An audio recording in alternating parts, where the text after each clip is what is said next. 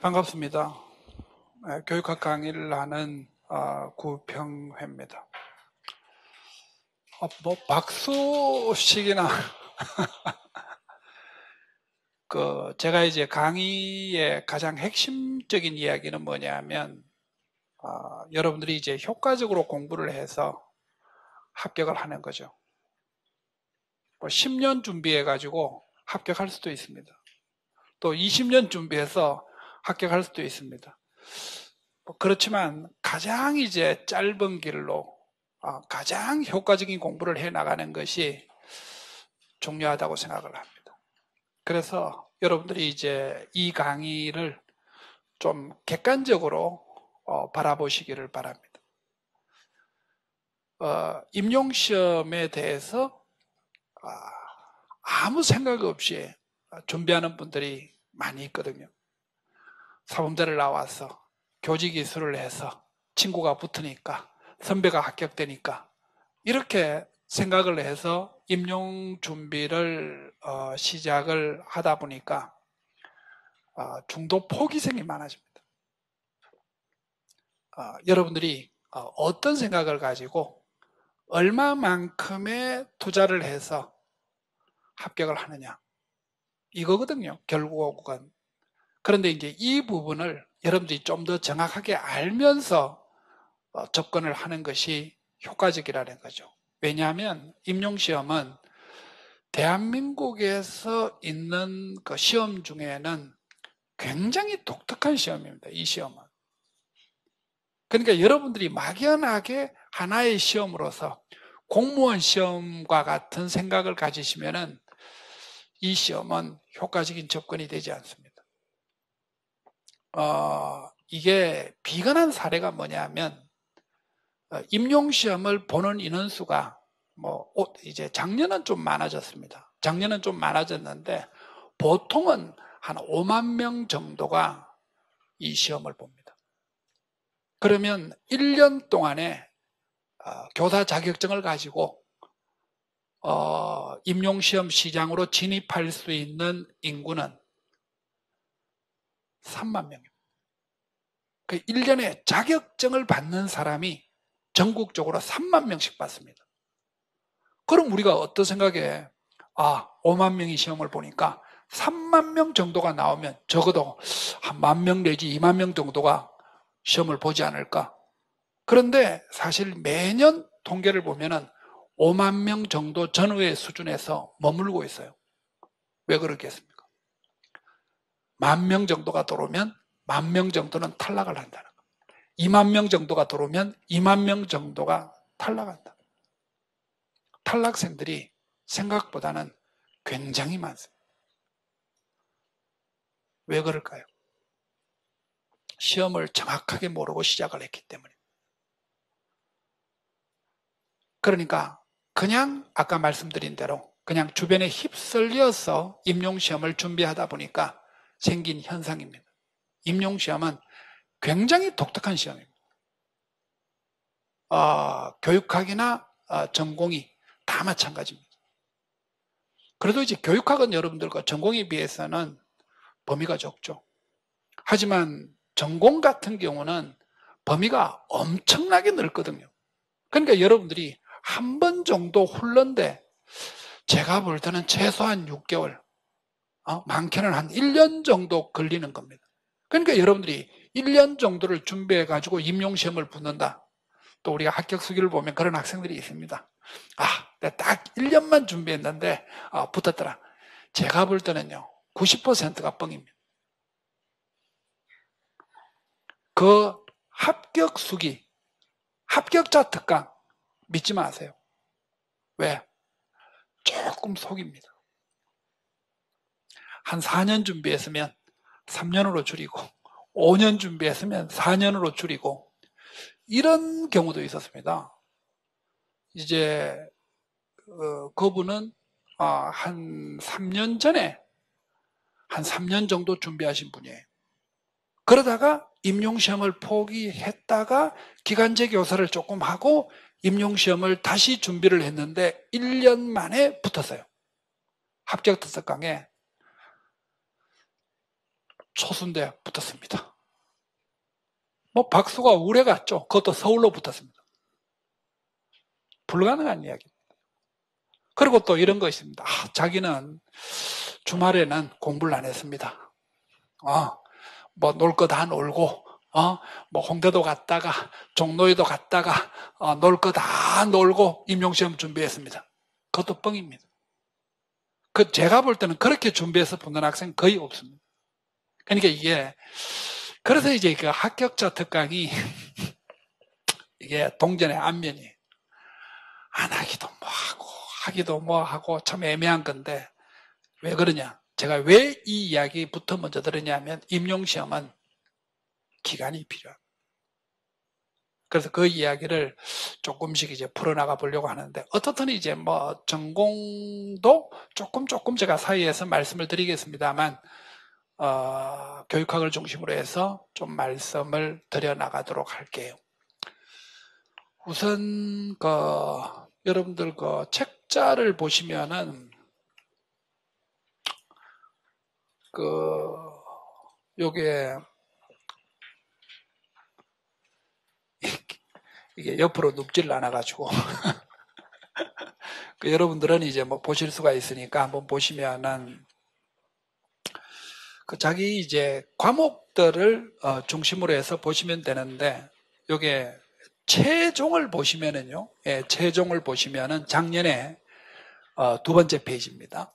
두 번째 페이지에 옆으로 되어 있습니다. 6,271명을 뽑았고요. 6,271명을 뽑았고 지원자는 56,000명 정도가 지원을 해서 8.93대 1이었습니다. 전체적으로. 그러니까 이제 한 9대 1 정도가 되는데 어떤 과목은 한 20대 1, 어떤 과목은 한 3대 1 이렇게 이제 되는 경우인데 여러분들 여기서 하나 조금 또 빼셔야 되는 게 뭐냐 하면 56,000명이 지원을 했는데 그러면 시험 치러 다 왔을까? 다 안 옵니다.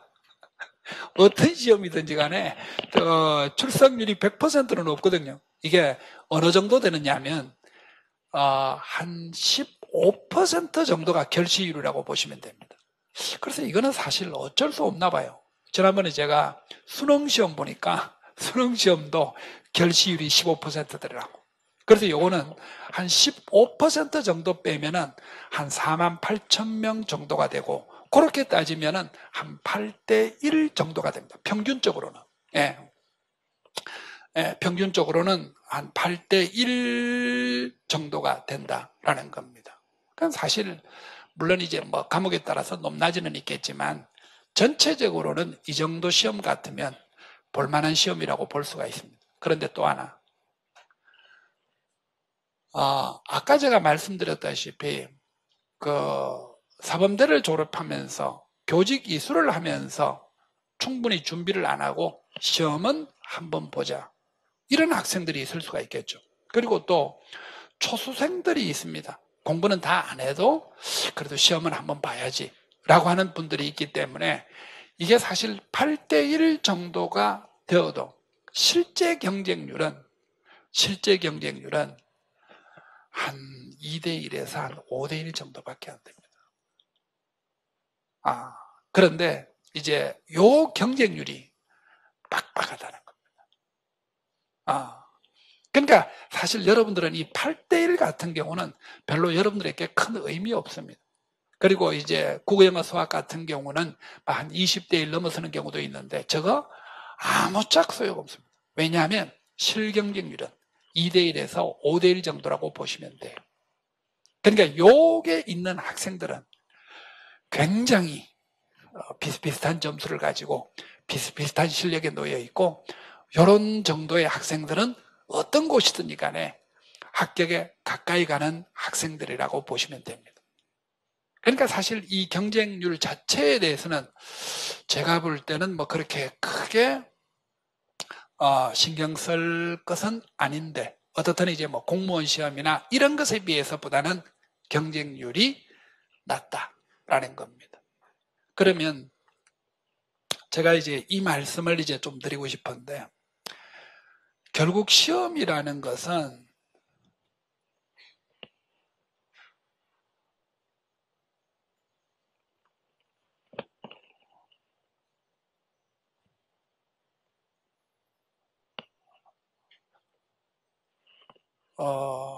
우리가 시험 준비를 합니다.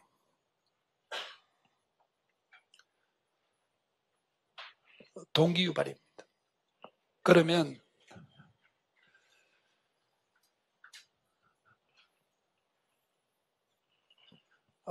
기대와 가치에 의해서 성립되는 것이거든요. 요거는 이제 여러분들 교육 심리학의 그 유명한 이제 기대 가치 이론이라는 건데, 이게 이제 동기 유발입니다. 그리고 이게 기대입니다. 이게 이제 가치입니다. 그러면 임용시험의 가치는 어느 정도일까요? 여러분들이 만약에 합격되시면 죽을 때까지 연금을 받습니다. 정년퇴직을 하고 난 다음에 얼마 정도 받을까요? 평생 동안. 합격되면서부터 시작을 해서 죽을 때까지. 선생님, 어느 정도 될까? 감으로. 시험은 찍는 거예요. 찍어야 됩니다. 평생 동안. 학교 다닐 때 봉급 받고, 그 다음에 정년퇴직하고 연금 받고, 이게 어느 정도 될까요?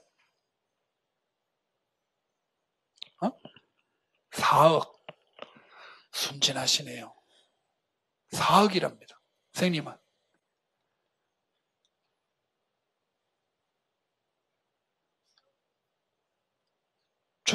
아니요.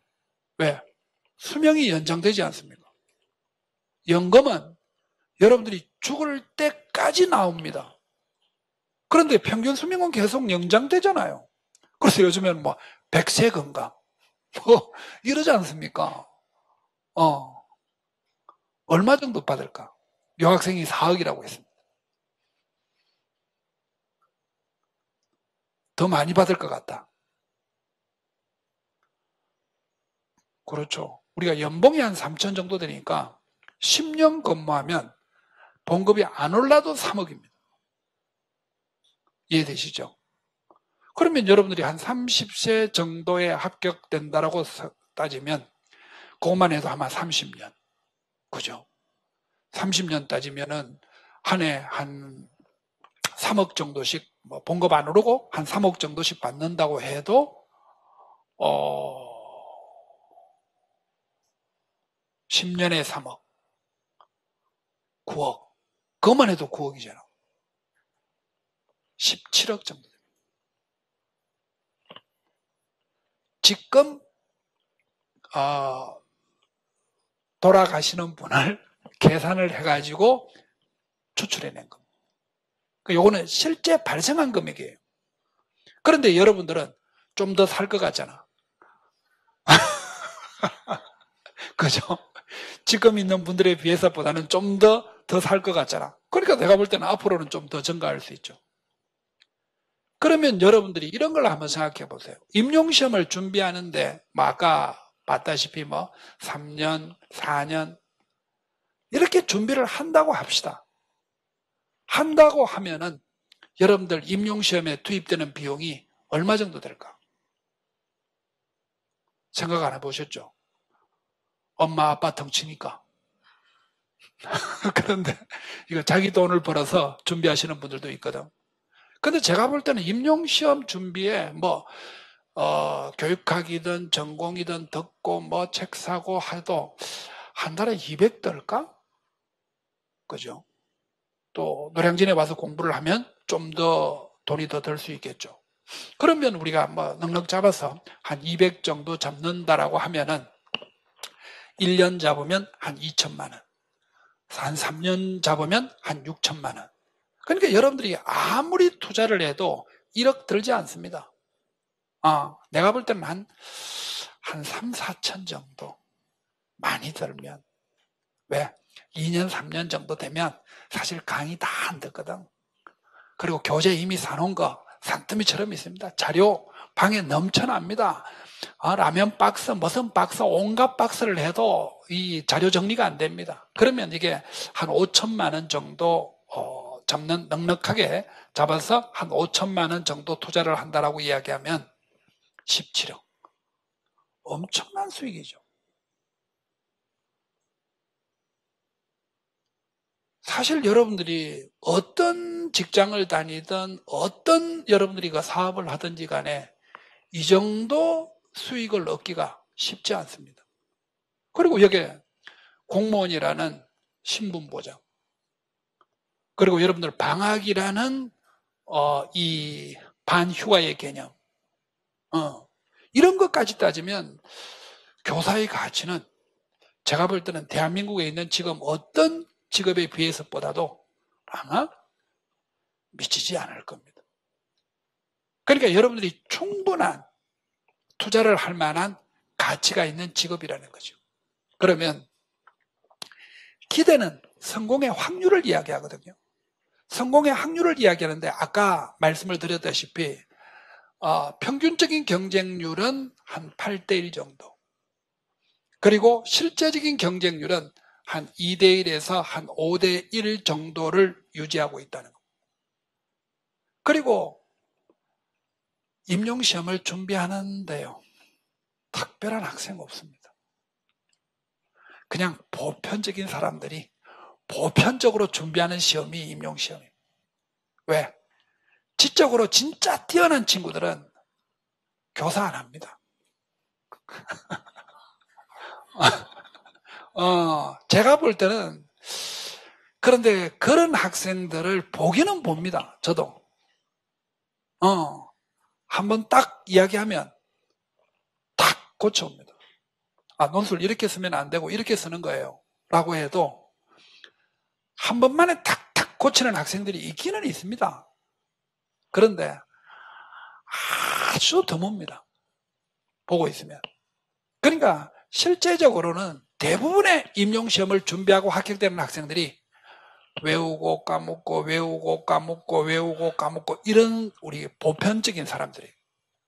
그러니까 이게 여러분들이 가끔 이제 시험 준비를 하다 보면 이런 생각이 좀 많이 들거든요. 나는 이런 시험에 진짜 어울리지 않아. 왜? 어제 외웠는 거 오늘 형성평가 쳤는데 틀려. 그리고 또 한 10번 외웠어. 근데 또 모의고사 치는데 또 틀려서 자존감이 확 떨어지거든. 이런 것을 비일비재하게 느끼면서 시험을 치는 겁니다. 그러니까 이 시험은 아주 우수한 능력을 가지고 있는 사람들이 치는 그런 시험은 아니에요. 그러니까 우리가 고만고만한 사람들이, 우리 왜 이런 말 있지 않습니까? 도토리 키재기. 고만고만한 사람들이 보는 시험입니다. 그러니까 제가 볼 때는 여러분들이 아마 임용시험에 대한 기대를 해도 충분히 좋지 않을까라고 생각을 합니다. 어떻든 책상에다가 17억, 그리고 요런 거 좀 적어 놓으세요. 그리고 이제 방학에 뭘 할까? 유럽 여행부터 가자. 이제는 뭐 거지같이 다니지 않아도 됩니다. 그래도 뭐 카드비 좀 내서라도 유럽에 뭐 스페인이니 뭐 어디니 다 갈 수 있습니다, 여러분들. 그리고 이게 또 공무원이라는 게 엄청나게 이게 좋은 일들이 많이 있습니다. 그래서 제가 볼 때는 이런 거 책상에다 좀 적어놓고 임용시험을 출발하시면 그래도 동기가 조금 더 유발되지 않을까라고 생각을 합니다. 그러면 이제 두 번째로 들어가 가지고 시험 자체를 한번 봅시다. 여러분들 이제 이런 거 들으셨는지 모르겠는데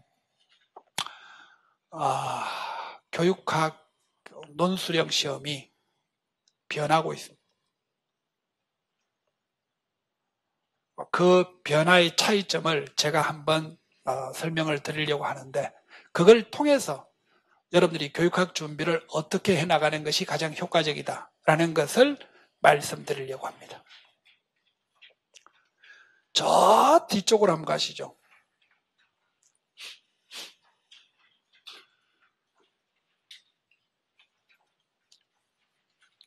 그 사이에 좋은 내용들이 많은데 여러분들이 나중에 시간 나실 때 좀 점검해 보시면 될 것 같고, 저는 좀 더 핵심적인 것을 이야기를 드리도록 할게요.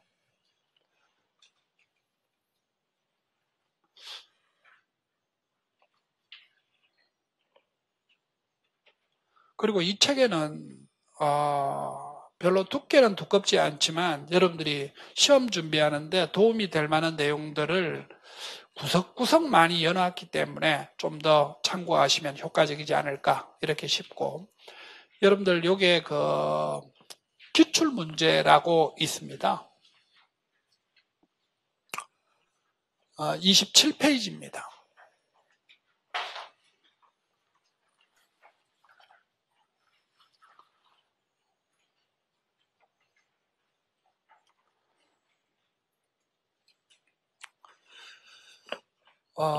요 부분이 그 교육학 출제 범위입니다. 네, 교육학 출제 범위인데 교육심리하고 생활지도, 교수방법론, 교육과정, 평가, 행정, 교육사회학, 교육철학 이렇게 되어 있습니다. 이렇게 되어 있는데 지금 여러분들 요 기출문제의 범위를 조금 보시면 알다시피 이게 잘 나오는 영역이 있습니다. 잘 나오는 영역이 있고 잘 안 나오는 영역이 있습니다. 이게 참 애매한 이야기가 되어버렸는데 어떻든 잘 나오는 영역을 보시면 작년에 출제가 된 것도 마찬가지입니다만 교수방법론, 그죠? 교수방법론, 그 다음에 교육과정. 사실 평가가 굉장히 잘 나오는 쪽입니다. 그런데 작년 시험에는 출제가 안 되었던 겁니다. 그래서 어떻든 평가는 잘 나옵니다. 그 다음에 교육행정은 끊임없죠. 거의 교육행정은 한 번도 빠진 적이 없을 정도로 많이 나옵니다. 여러분들 요 4개의 영역이 시험 문제의 가장 중심입니다. 4개의 영역이 시험 문제의 가장 중심이고요. 또 그러면 여기서 우리가 또 하나 생각해 볼 수 있는 것이 뭐냐면 그 다음에 조금 그래도 나온다라고 하는 경우는 심리입니다. 심리고 그 다음에 이제 여러분들 이 두 번째 두 쪽들, 그 다음에 교육사회학하고 교육철학 쪽은 사실은 지금 잘 출제가 안 되고 있습니다. 그래서 우선 여러분들이 이 영역 속에서 요 4가지 영역과 교육심리 쪽은 아주 철저하게 공부를 하셔야 됩니다. 그리고 이제 교육사회학하고 교육철학은 그래도 조금 덜 중요하게 생각을 하셔도 큰 상관은 없을 것 같습니다. 이게 이제 이런 게 있거든요. 그 교육사회학 전공하는 교수님들이 출제를 꼭 하고 싶다, 이런 의지가 별로 없습니다. 왜 그러냐면 이 교수님들 학회 중에서 교육사회학 학회가 좀 제일 분열이 많이 되어 있고 똘똘 뭉쳐 있지 않아요. 그래서 이분들이 좀 이렇게 뭉쳐가지고 우리 거 왜 안 내냐, 이럴 수가 있냐, 이렇게 한 번씩 들고 일어나야지 되는데 이분들이 우리 거는 학교 교육하고 직접 관계가 없어서 안 내도 별 신경 안 쓰시는 이런 분들이 많아가지고 지금 어떻든 출제가 안 되고 있습니다만, 그렇다고 해서 공부를 안 해도 되느냐? 그렇지는 않습니다. 시험이라는 것은 항상 출제를 대비해야 되는 것이기 때문에 공부를 안 해도 되지는 않습니다. 그리고 서울시에서 작년도에 면접시험에 교육사회학 문제가 출제가 되었습니다. 그래서 기능주의 교육사회학과 갈등주의 교육사회학에서 교사가 지지하고 있는 교육사회학은 어떤 교육사회학이고 그 사회학이 가지고 있는 문제점 2가지를 들어봐라. 이게 재작년 작년 면접 시험 문제였습니다. 그래서 그런 식으로도 우리가 출제가 될 수가 있고 어떤 경우든지 간에 출제가 안 된다는 것은 아니기 때문에 여러분들이 가볍게 좀 공부를 하시더라도 공부는 하셔야 된다는 겁니다. 그리고 이게 지금 논술형 문제가 출제가 된 요게 횟수입니다. 그래서 요게 특수 출시부터 우리가 출제가 된 건데 하나, 둘, 셋, 넷, 다섯, 여섯, 일곱, 여덟, 아홉, 10번입니다. 그런데 요게 1번에 나와 있는 2013년 특수 출시는 이거는 교육과정평가원에서 낸 문제가 아니에요. 그래서 이거는 교육과정평가원에서 내지 않았던 거고요. 예, 내지 않았던 것이고 나머지는 교육과정평가원에서 출제한 것들입니다. 예, 나머지는 이제 출제한 영역인데 그럼 이제 여러분들 그 28페이지에 보시면 2015년도 시험부터 실려져 있거든요. 2015년도. 그러니까 2014년도 시험은 없고 2014년, 15년 여기에 출시부터 그러니까 3번을 제가 기출문제에다 실지 않고 나머지 것만 실어져 있습니다. 왜냐하면 요때는 좀 어설펐어요.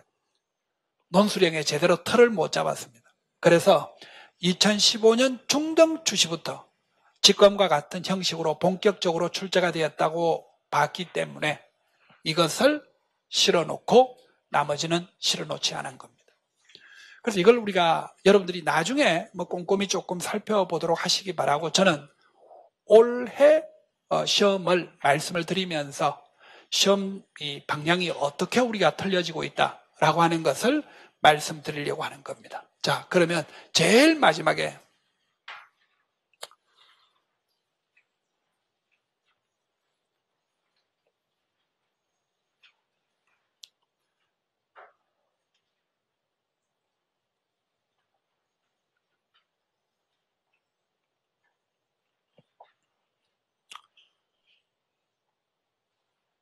자, 여러분들 요게 보시면은 44페이지입니다. 44페이지 보시면은 이렇게 한 페이지로 나옵니다. 우리 시험은. 그러니까 시험 문제는 이렇게 한 페이지로 출제가 됩니다. 요게 위에를 우리가 편의상 문두라고 해요. 그래서 요 부분은 이제 문두가 되고 그 다음에 요거는 문제가 되고 그 다음에 요거를 편의상 배점이라고 해요. 이렇게 3개의 영역으로 이제 구성이 되어 있는데 아마 여러분들이 이제 뭐 아직 교육학 공부를 안 하셨던 분들이 많이 있으실 수 있기 때문에 자세한 뭐 교육학 내용이나 이런 것들은 좀 제거시키고 시험이 어떻게 방향이 바뀌고 있다라는 것만 말씀을 좀 드리도록 할게요. 여기에 A 교사가 언급한 비코츠키 지식론의 명칭과 이 지식론이 가지고 있는 지식의 성격 한 가지, 교사와 학생의 우리의 역할. 요거는 뭐냐면 구성주의 지식에 대한 이야기입니다. 그런데 이 구성주의 지식은 초등에서 이미 출제가 되었습니다. 초등 논술에서. 그래서 학생들에게는 조금 어려웠을 수도 있겠지만 근데 이거는 이미 예견되었던 문제입니다. 그리고 구성주의에서의 교사의 역할과 구성주의에서의 학생의 역할이라는 것은 굉장히 시험 문제가 출제될 가능성이 아주 많았기 때문에 이 부분은 실제적으로는 조금 늦게 출제된 감이 있다는 거지 출제가 될 만한 문제였고 뭐 요거는 뭐 답이 이렇게 저렇게 많이 벗어나는 뭐 이 강사는 이 답이 이렇게 이야기하고 저 강사는 답이 이렇게 이야기하고 한 이런 문제는 아닙니다. 그러니까 1번 문제는 좀 쉽게 말씀드리면 출제가 될 만한 문제였고 또 출제가 될 것을 어느 정도 예상했던 문제라고 볼 수가 있습니다. 그 다음에 이제 우리가 4문제가 나옵니다. 4문제가 나오는데 그 중에 이제 2번째 문제는 교육과정 문제입니다.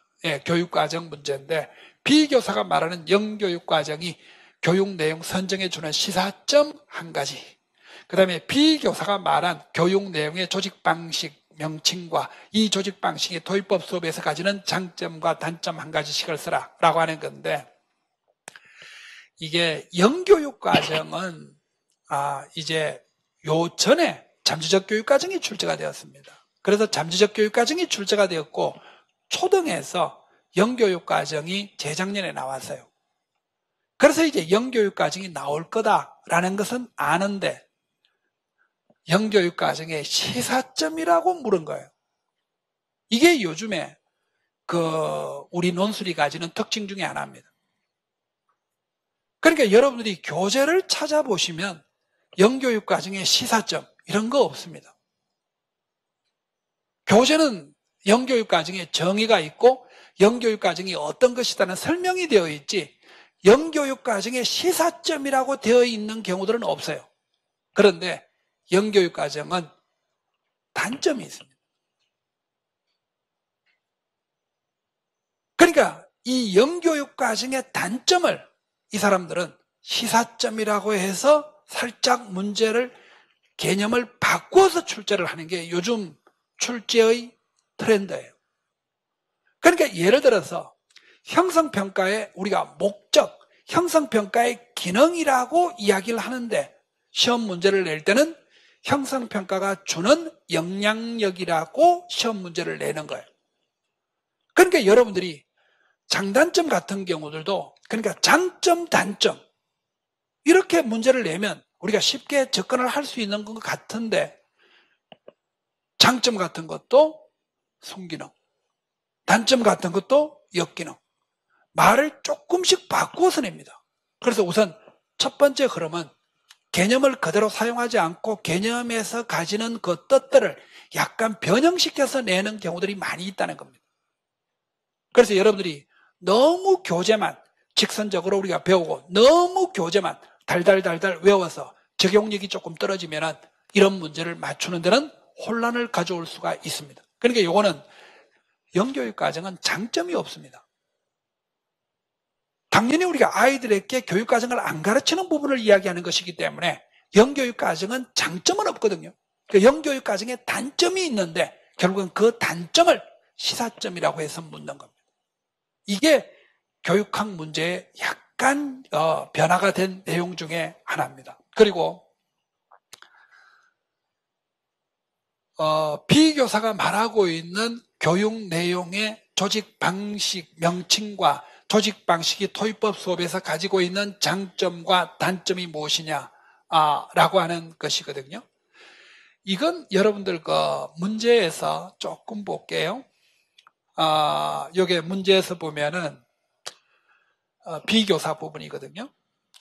교육 내용의 조직과 관련된 생활에서 필요한 문제를 토의의 중심부에 놓고 여러 교과를 주변부로 결합하는 우리가 방식을 활용할 필요가 있다라고 하는 건데요. 여러분들 이게 뭐냐면 중액교육과정입니다. 중액교육과정인데 여러분들 2015년 우리가 개정교육과정에서 보면은 창의 융합적 인재의 양성에 초점을 두고 있는 것이거든요. 그런데 지금 이 밑에 부분을 조금 보시면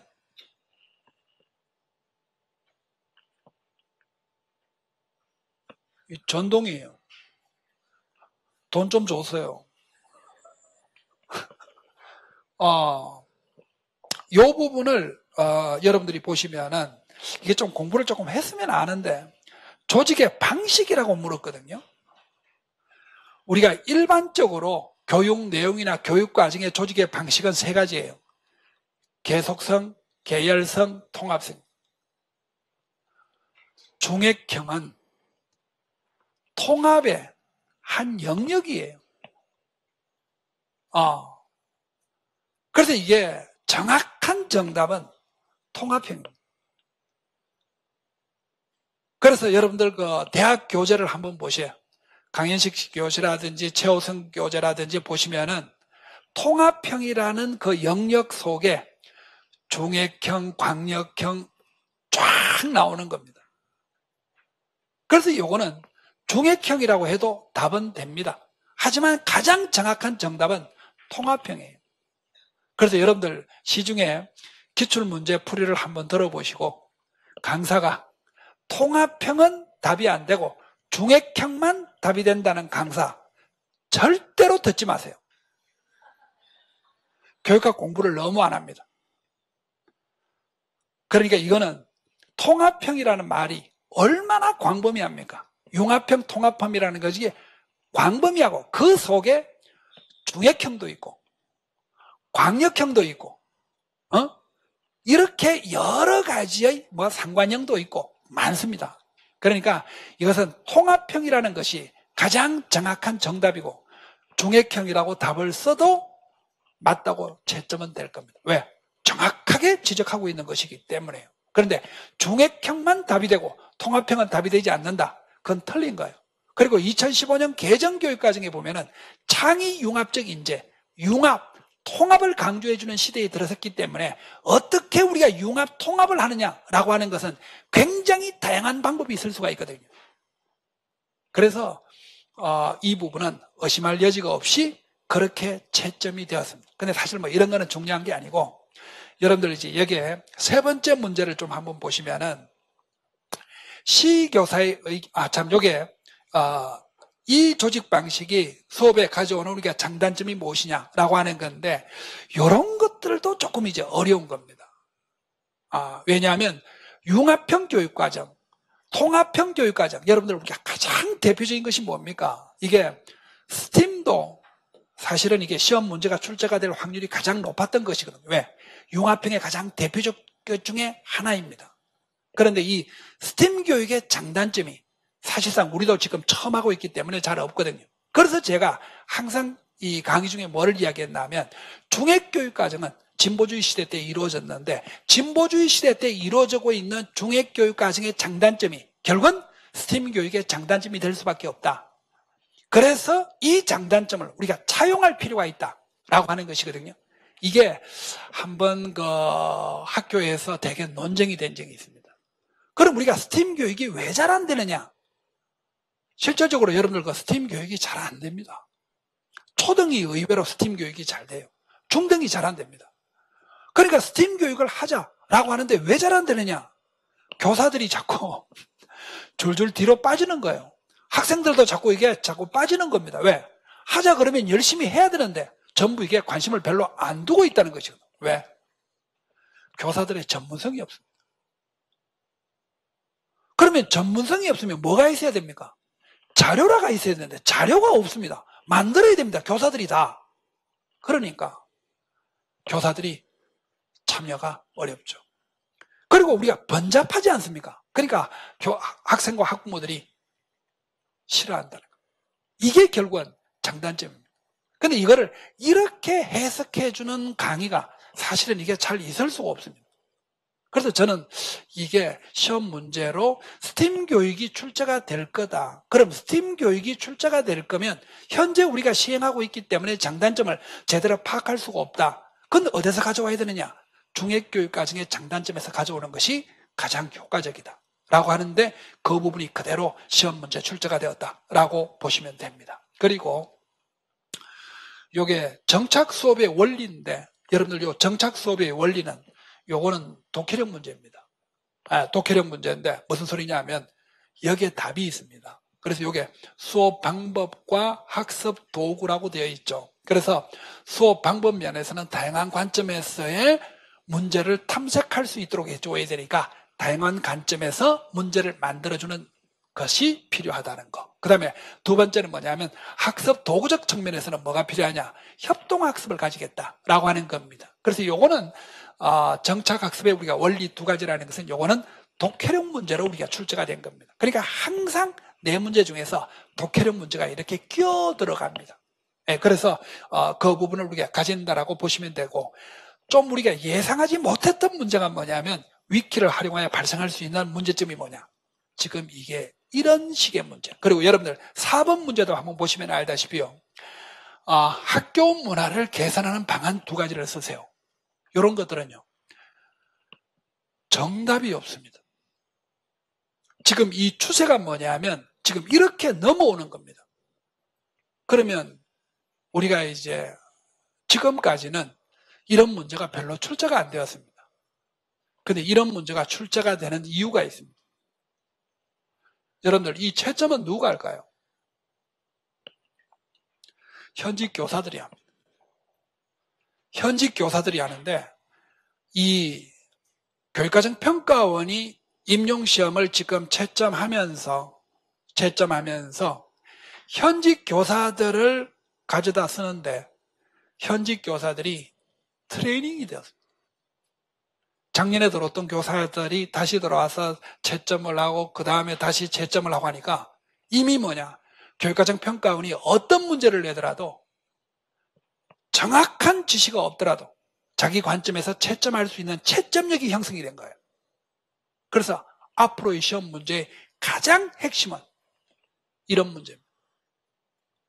그래서 제가 말씀드릴 수 있는 것은 뭐냐면 학교 문화를 개선하는 방안 2가지를 쓰세요. 다양하지 않습니까? 이게 맞느냐 안 맞느냐라고 하는 경우는 채점 교사가 자기의 기준을 가지고 채점을 합니다. 그래서 이번에도 어떻게 지시가 내려갔나 하면 교사들에게, 채점 교사들에게 학교 차원에서 성립될 수 있는 것들은 전부 맞다고 해줘라. 예를 들어서 이런 건 안 됩니다. 이제 여기 보면은 이제 기계식 문화를 이야기하는 것이거든요. 네, 기계식 문화를 이야기하는 건데 좀 아무래도 이제 우리가 개방적인 문화로 흘러가면은 좀 더 효과적이지 않겠습니까? 그래서 이제 예를 들어 가지고 교사들의 어떤 친교성이라든지 교사들의 어떤 단체성을 활성화시킨다든지 또는 우리가 교장이 교사들의 어떤 업무를 우리가 지원하는 경향을 많이 가지다든지 이런 것들은 전부 다 정답으로 채점을 해준 거예요. 그 대신에 국가 차원에서 이루어지는 거 있지 않습니까? 교육부 차원에서. 그래서 교육부가 학교 문화를 좀 더 개선할 수 있는 지원 방안을 가진다. 이런 것들은 전부 다 틀렸다는 거예요. 그래서 지금 이 문제가 지금 이 위키도 지금 마찬가지입니다. 위키를 우리가 활용할 때 발생될 수 있는 문제점이 뭐냐라고 하는 건데 이야기할 것도 없이요. 거짓 정보. 그러니까 이 정보를 우리가 생산하는 문제이기 때문에 정보의 어떤 신뢰성이 떨어질 가능성이 굉장히 많다는 거거든요. 그리고 사실은 또 하나의 어떤 문제점이라는 것이 뭐냐면 이 아이들이 이것을 선별할 수 있는 능력이 그렇게 크지 않기 때문에 중심 정보든지 주변 정보든지를 잘 구분하지 못하는 경향들이 많다는 거죠. 이런 것들의 답들은 교사들이 전부 다 채점을 해준 거예요. 그러니까 지금 사실 이 임용시험에서 가장 큰 흐름 중에 중요한 흐름 중에 하나가 뭐냐면 교육학 이론을 기본적으로 하기는 하지만 그중에 가장 큰 중요한 것은 뭐냐면 좀 개방적인 어떤 질문들이 나오고 있다는 겁니다. 이렇게 2개. 그러니까 이런 경우들은 꾸준하게 연습을 하지 않으면 여러분들이 쓰기가 쉽지 않습니다. 이게요. 그러니까 정답이 없는 문제들이 출제가 되기 시작을 했다라고 하는 건데 그것은 채점 교사들이 잘 갖춰져 있기 때문입니다. 그래서 저는 이제 이런 것을 가지고 굉장히 좀 연습을 많이 해오는 편인데 자, 결론적으로 이제 이 교육학 논술을 그러면 어떻게 우리가 잘할 수 있느냐라고 하는 건데 교육학 논술은 크게 이야기를 하면 2가지로 구성되어 있습니다. 하나는 교육학 지식입니다.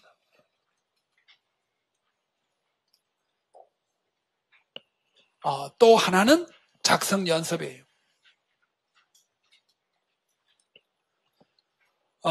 또 하나는 작성 연습인데 여러분들 아까 같은 문제를요. 그러니까 소위 말씀드려서 우리가 개방형 질문과 같은 문제를 어떻게 연습을 하느냐. 이거는요. 마땅한 방법이 없이 꾸준하게 연습을 해야 됩니다. 꾸준하게. 그러니까 이거를 예를 들어서 우리가 한 9, 10월 달 정도 가서 문제를 가지고 단순하게 몇 번 연습해가지고 시험 치러 가면은 효과적인 답을 할 수가 없습니다. 여러분들 아마 작년에 시험 치러 가본 사람은 좀 아실 텐데 작년에 어떤 현상이 벌어진 줄 압니까? 전공 치고 있는 그 중에서 교육학 이제 논술을 우리가 치는 현장에서 한 장을 못 넘긴 수험생들이 작년에 무지하게 많았습니다. 그래서 올해 교육학 채점에 낭패가 벌어진 거예요. 왜? 과락이 무지하게 속출됐습니다. 그러니까 올해 교육학 문제가 여러분들에게는 어려운 문제라고 볼 수가 있는 것이 바로 단순한 지식을 묻는 것이 아니라 생각해서 답을 쓰게 하는 것이 여러분들을 어렵게 만들었다는 겁니다. 그래서 이거는 다른 방법이 없습니다.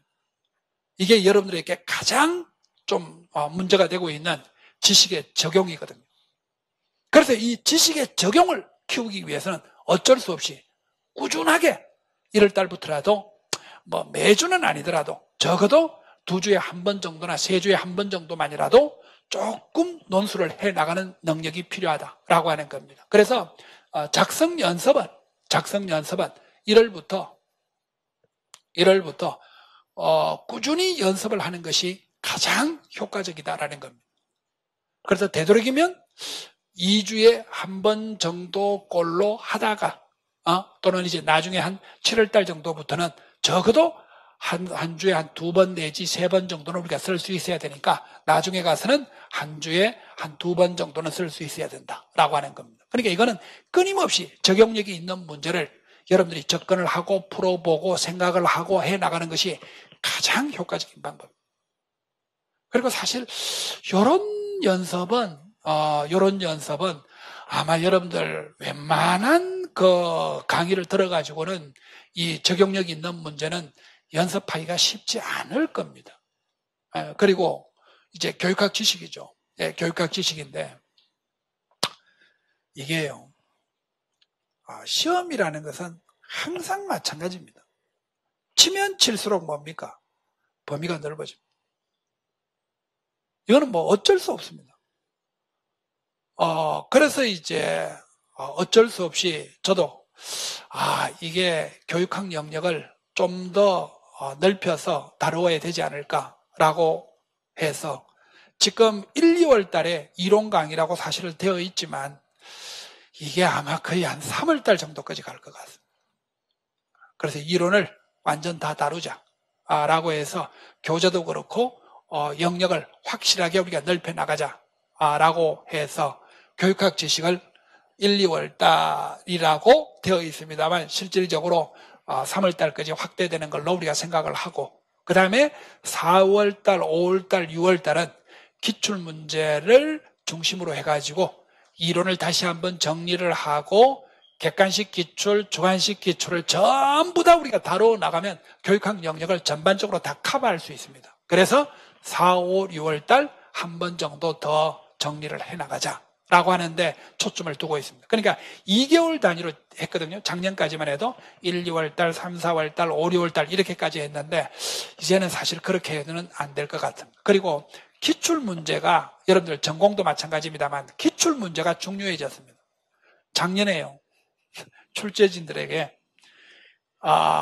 기출문제를 중심으로 해서 출제해라 라는 것이 작년의 미션입니다.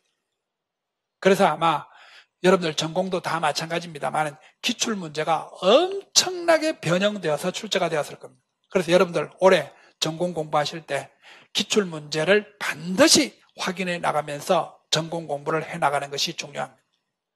이거는 거의 모든 과목에서 다 그랬습니다. 그러니까 새로운 것을 우리가 내지 않더라도 기존의 기출문제를 살짝 우리가 변형해서 내는 것만이라도 충분히 가능성이 있다라고 생각을 한 겁니다. 그래서 여러분들이 되도록이면 전공 공부를 하실 때 기출문제를 잊지 말고 저도 마찬가지로 객관식 기출문제, 그 다음에 주관식 기출문제, 객관식 기출문제 같으면요 무려 25년치입니다.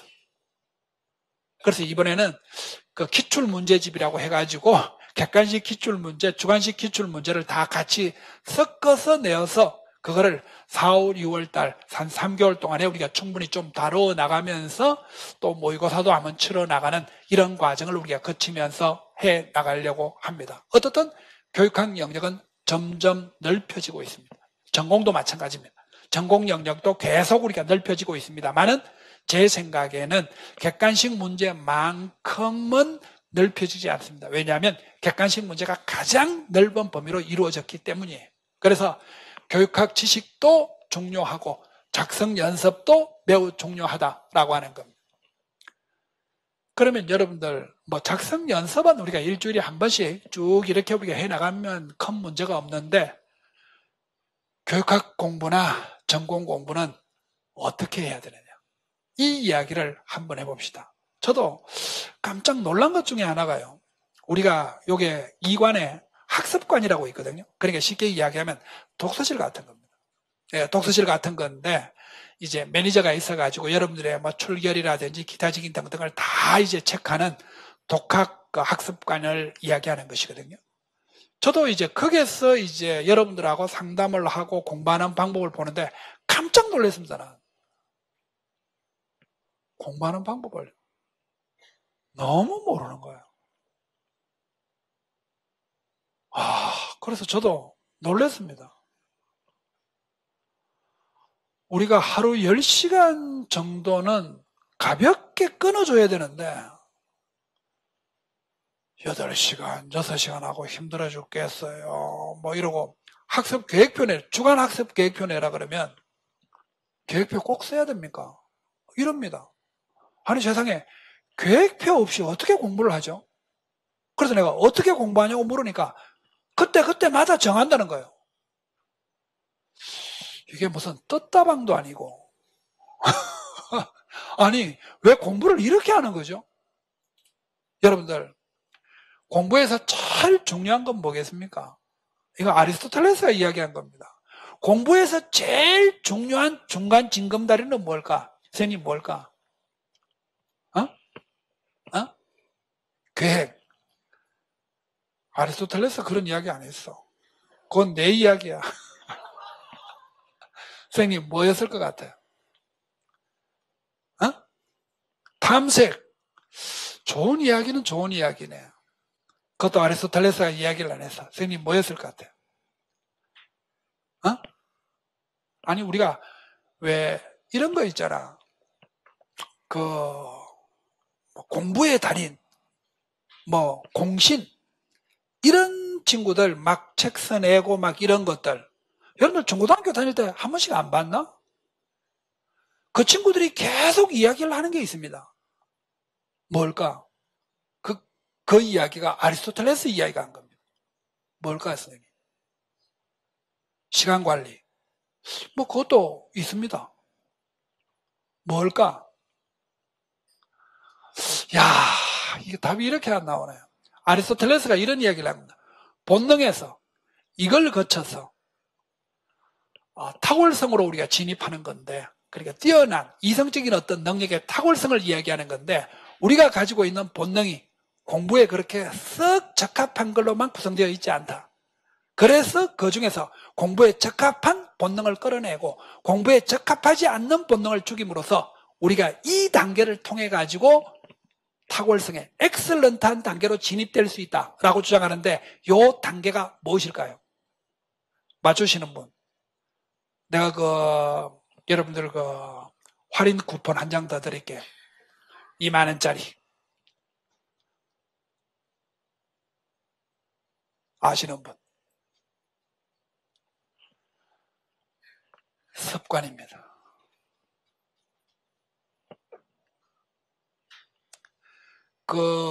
서울대를 나와가지고 공신이라고 하면서 하는 친구 있죠? 그렇지. 강아무개라는 친구. 나는 그 친구 책도 한번 봤는데, 그 친구는 학자의 길은 걸렀더구만. 왜? 남 이론 가지고 와가지고 지 이론 같이 이야기했어요. 그렇게 하면 안 되지. 인용 문구는 써줘야지. 그 친구 책에 보면은 66일의 습관이라는 게 있거든. 이거는 런던대 심리학과 교수가 한 이야기예요. 66일을 하면은 습관이 갖추어진다. 근데 그 친구는 지가 이야기한 것처럼 해놨대. 나쁜 사람이에요. 자기 이론이 아니야. 그러니까 그 친구는 남 이론 다 하고 가져와가지고 지가 같이 해놨는데, 그래서 내가 한번 쪽지라도 한번 보내가지고 이러면 안 되지. 습관이 필요합니다. 그래서 제가 볼 때는 여러분 정도의 습관은요, 한 2달 정도만 하면은 습관이 갖추어집니다. 그러면 여러분들 습관을 어떻게 해야 됩니까? 2달 동안에 공부의 습관으로 만들어야 됩니다. 일어나면 공부하고, 그 다음에 공부 끝나면 자고, 일어나면 공부하고, 공부 끝나면 자고, 이거를요. 그리고 그 휴대폰 지금 거의 몸에 일체가 되어서 움직이잖아요. 이런 휴대폰을 제대로 관리해 주지 않으면 공부가 안 됩니다. 그래서 제일 중요한 게 뭐냐? 습관이에요. 1년, 아니 2개월만이라도 한번 습관화 시켜보세요. 그러면 이게 하루 10시간 통과하는 건 쉽습니다. 이 친구는 진짜 초수예요. 초수인데 제가 하나 소개할 사람은요, 그 보건 전공하는 친구였는데 공부하러 이제 왔는데 아무것도 몰랐어요. 근데 그 친구는 내가 볼 때는 첫 번째에 붙을 것 같아서요. 왜냐하면 하루 공부 시간을 찍어 올리거든요. 저는 이제 밴드가 있어가지고 밴드에 학생들이 자기 공부하는 시간을 찍어 올립니다. 찍어 올리는데 이 친구는요, 보통 하루에 찍어 올리는 시간이요, 12시간, 13시간이에요. 1월달부터. 그래서 내가 조금 이제 조사를 해봤죠. 이게 진짜 공부 시간이냐. 한데 진짜 공부 시간이에요.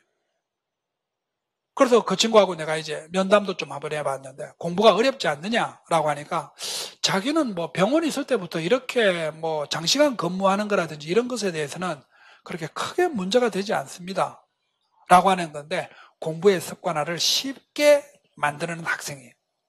그래서 내가 이 친구는 붙겠다라고 싶었는데, 뭐 전공은 내가 잘 모르지만 그런 식으로 공부를 하면 가능성이 있는 거죠. 그래서 내가 서울로 쳐라 라고 했는데 자기 집이 제주도래요. 그래서 자기는 제주도 가고 싶다. 그래서 서울로 쳤으면 아마 재수할 수도 있었을 텐데 제주도로 쳤기 때문에 합격을 딱 했습니다. 이런 친구들이 있습니다. 이게 왜 그런가 하면 이 친구는 이거를 습관화시킬 필요가 없이 이미 습관화가 돼 있기 때문에. 그래서 그런 이제 공부에 대한 자세한 방법들은 제 책자에 있습니다. 그리고 이제 제가 조금 더 이런 걸 좀 더 보완시켜서 좀 공부하는 방법을 조금 더 정리해서 해나가려고 하는 건데, 제일 중요한 것은 습관화시키라. 그리고 하루에 몇 시간을 기준으로 삼으면 될까요? 좀 전에 말씀드렸다시피 10시간. 이런 친구 있거든요. 우리가 여기 가끔 이제 노량진에 보면은 경찰학원 같은 데 보면은 이게 자물쇠 관리관이라고 해가지고 사람 들어오면 문 닫아버립니다. 그래가지고 이제 공부시키는 곳이 있는데, 여기에서 이제 안내 책자를 이렇게 딱 보니까 15시간 공부를 할 수 있습니다. 이건 거짓말이에요. 왜? 저거는 공부를 안 해본 사람이 한 이야기입니다. 내가 볼 때는 10시간에서 12시간 정도 하면요, 진이 빠져서 그날 공부 안 됩니다. 그러니까 너무 많이 할 수가 없어요. 그래서 여러분들이 이제 이렇게 해서 1월 첫째 주 한 8시간, 그 다음에 둘째 주 10시간, 이렇게 꾸준히 잡아나가면 되는데, 이런 걸 한번 해보세요. 뭐냐 하면 매주 뭐 토요일이라든지 일요일이라든지 뭐 매주 15시간 하루만. 매일 15시간 못하죠. 그러니까 하루만이라도 공부를 한 15시간 정도 한번 해봐요. 그럼 이게 공부가 확 와닿습니다. 그러니까 이런 방법이나 이런 스킬을 조금 써야지 공부는 되는데요. 그래서 이게 공부에 대한 이야기는 자세히 하기가 좀 힘들어서 그냥 참고적으로만 말씀드리는데, 가장 핵심은 습관에 있다.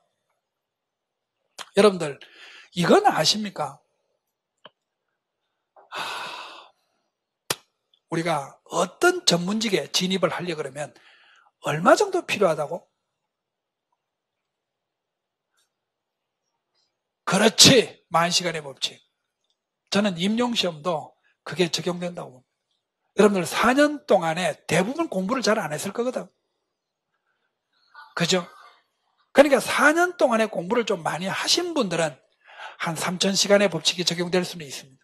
근데 제가 볼 때는 공부를 안 하신 분들은 10,000시간의 법칙이 적용된다고 보시면 되는데 하루에 10시간씩 365일인데 365일 공부를 다 하기는 좀 뭐하고 한 330일 정도 한다라고 하면은 얼마? 3,300시간 곱하기 3년. 요거는 서울 합격 기준입니다.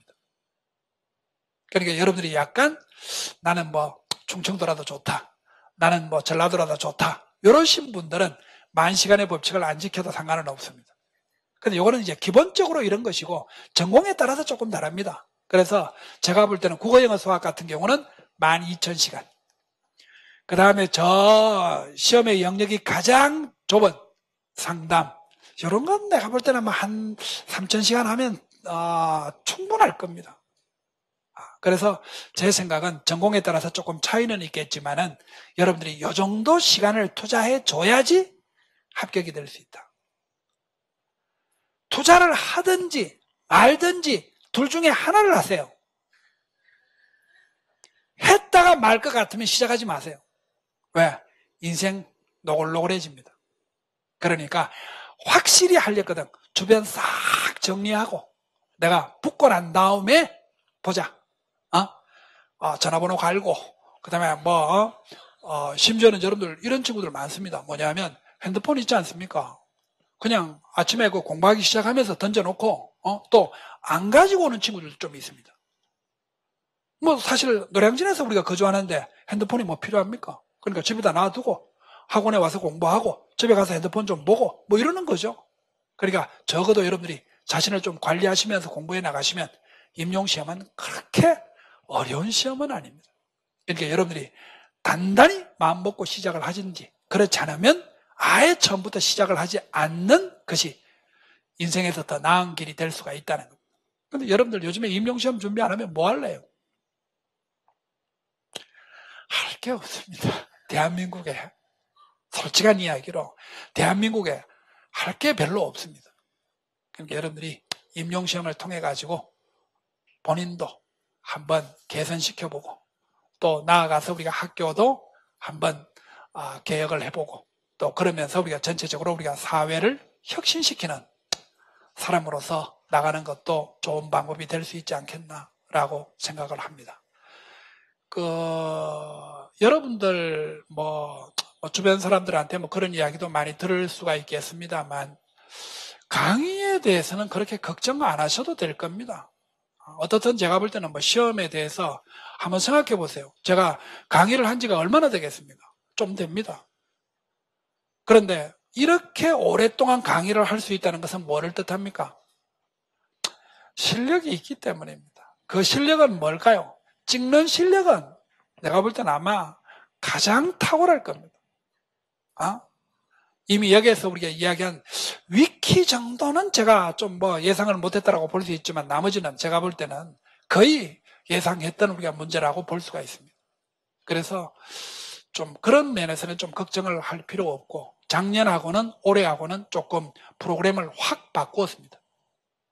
그래서 아마 작년 접근 방법이랑 올해 접근 방법이라는 것은 좀 많이 달리할 생각이고요. 그리고 되도록이면 1시간 수업하고 형성평가 치고 1시간 수업하고 형성평가 치고 하루 공부하고 형성평가 치고 이렇게 매 시간마다 형성평가를 쳐서 해 나갈 생각입니다.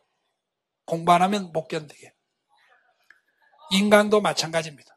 인강도 50분, 60분 강의하고 형성평가 치고 50분, 60분 강의하고 형성평가 치고 졸면은 형성평가를 칠 수가 없다는 거죠. 그래서 이렇게 프로그램을 진행할 생각입니다. 그러니까 마찬가지로 직강도 공부하고 형성평가 치고 공부하고 형성평가 치고 이렇게 하고 그 다음에 또 하나 제가 이제 감춰놓은 비법 중에 하나는 뭐냐면 이제 요게 형성평가를 프로그램에 관리하는 경우들이 있는데 이런 것들을 좀 더 해가지고 자기가 그날 공부하는 내용을 찍어서 올리는 겁니다. 내가 공부를 이렇게 했습니다 오늘 라는 것을 저한테 확인을 시켜야 되는데 제가 다 확인 못하고 조교를 시켜서 확인할 생각입니다. 그래서 공부에 체크가 안 돼 있는 사람들은 탈락을 시키겠다라는 겁니다. 그러니까 확실하게 마음먹고 시작을 하시든지 말든지 두 중에 하나를 선택하시길 바랍니다. 자, 혹시 질문 있으면 제가 받아볼게요. 그리고 그 강의료라든지 뭐 이런 것들은 다 적혀져 있기 때문에 거기에 따라서 이제 움직이시면 될 것 같고요. 예, 질문 있으면 받겠습니다. 예.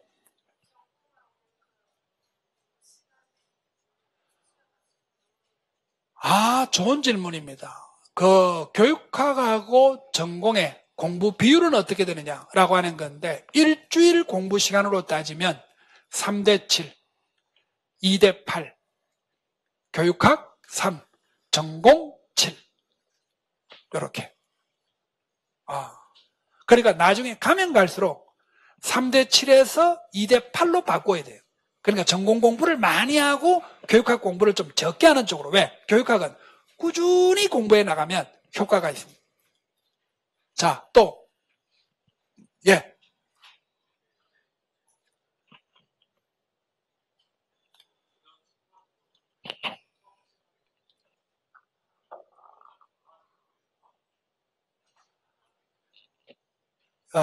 이분 질문이 교육학 혼자서 공부하는 것이 나은지 스터디를 해서 해나가는 것이 나은지 이런 경우를 이제 물으시는데, 이거는 섞는 게 맞습니다.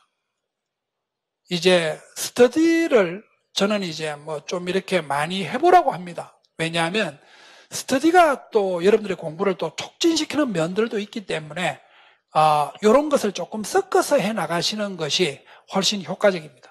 그리고 이제 나중에 뭐 면접이라든지 수업 실현이라든지 이런 것들도 전부 다 사실 스터디를 해야 되거든요. 그러니까 스터디를 뭐 너무 많이 할 필요는 없지만 그래도 필요한 만큼은 섞어서 하는 것이 효과적입니다. 자, 또 없습니까?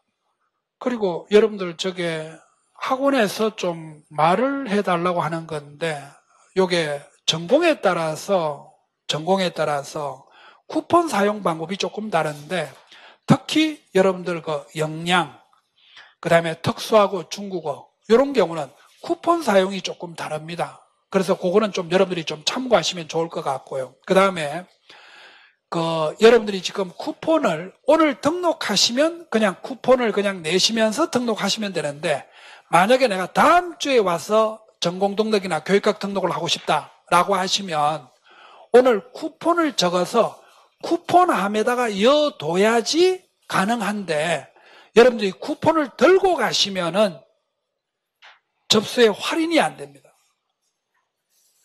참고하시길 바랍니다. 네.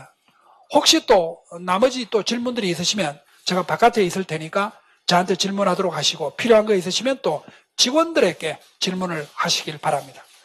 여러분들 꼭 합격되어서 좋은 교사의 길로 가시기를 바랍니다. 감사합니다.